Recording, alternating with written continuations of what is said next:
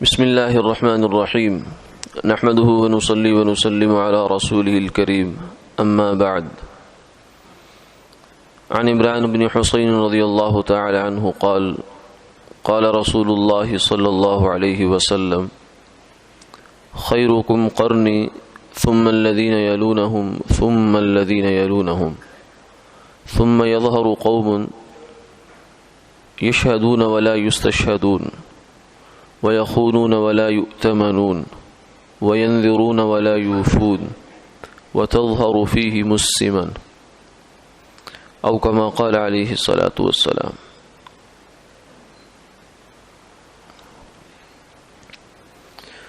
حضرت عمران بن حسین رضی اللہ تعالی عنہ سے مروی ہے کہ رسول اللہ صلی اللہ علیہ وسلم نے یہ ارشاد فرمایا کہ تمہارا بہترین زمانہ وہ میرا زمانہ ہے، پھر وہ لوگ جو اس کے بعد آئیں گے، پھر وہ لوگ جو اس کے بعد آئیں گے، پھر اس کے بعد ایسے لوگ آ جائیں گے کہ جو گواہی دیں گے حالانکہ ان سے گواہی طلب نہ کی جائے گی، اور وہ خیانت کریں گے، ان کے پاس امانت نہیں رکھوائی جائے گی، وہ اللہ کی نظر مانیں گے لیکن پوری نہیں کریں گے، اور ان میں موٹاپا ظاہر ہو جائے گا۔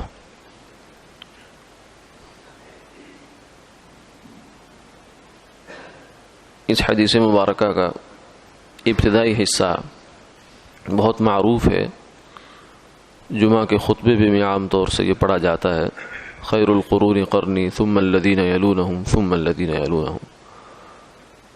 کہ بہترین قرن وہ میرا قرن ہے۔ قرن عربی زبان میں ایک پیڑھی کو کہتے ہیں، ایک نسل، یعنی جب ایک نسل گزر جاتی ہے تو کہتے ہیں کہ ایک قرن پورا ہو گیا،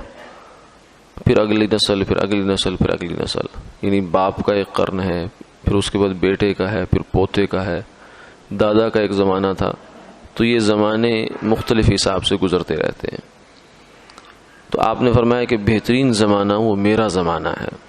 زمانہ بذات خود کوئی چیز نہیں ہوتا، زمانے میں اصل موجود لوگ اور ان کے اعمال ہوتے ہیں۔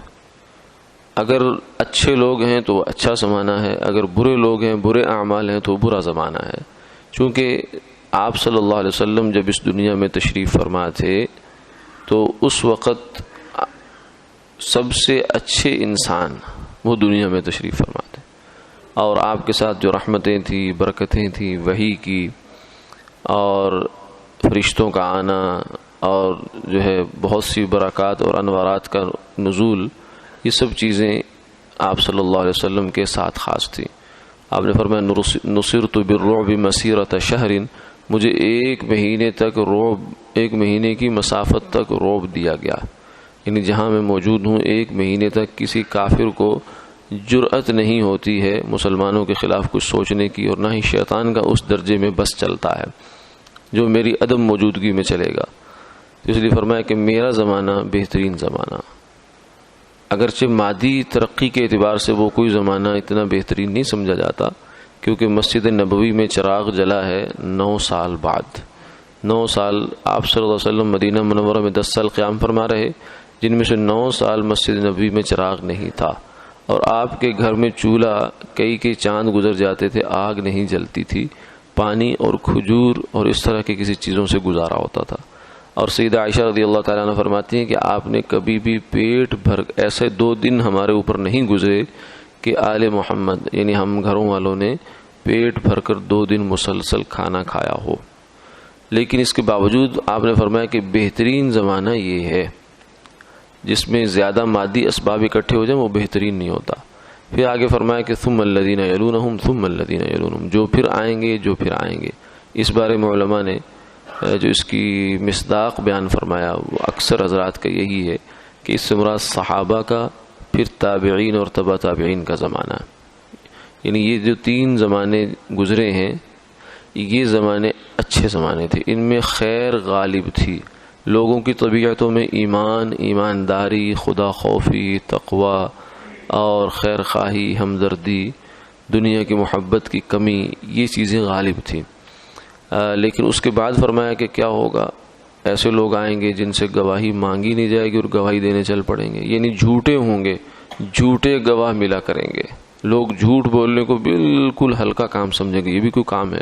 رات گئی بات گئی، بس کہانی ختم ہو گئی۔ یعنی جھوٹ اتنا بڑا جرم، اتنا بڑا جرم کہ جو آپ صلی اللہ علیہ وسلم کے زمانے میں کافر بولنے کی بھی ہمت نہیں کرتا تھا،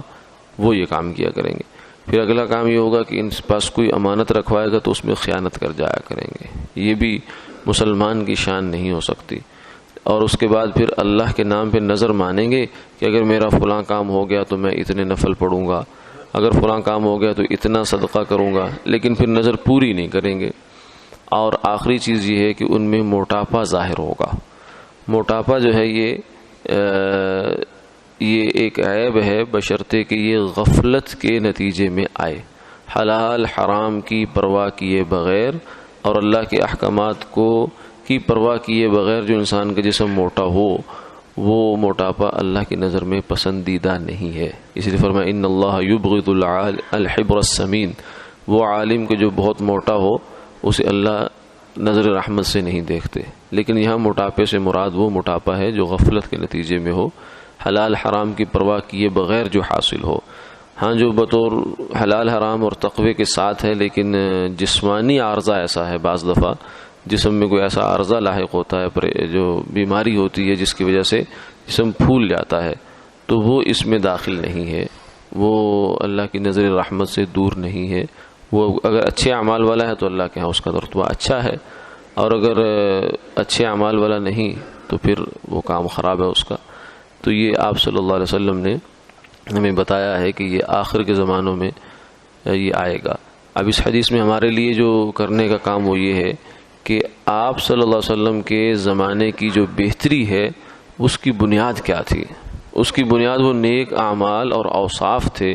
وہ اوصاف اور نیک اعمال جب وہاں موجود تھے تو وہ زمانہ بہتر۔ اگر آج ہم اپنی زندگیوں میں ان نیک اوصاف کو اور نیک اعمال کو لے آئیں گے تو انشاءاللہ ہمیں بھی خیر القرون کی کچھ بہاریں اللہ تعالیٰ دنیا میں دکھا دیں گے۔ اللہ تعالیٰ عمل کی توفیق عطا۔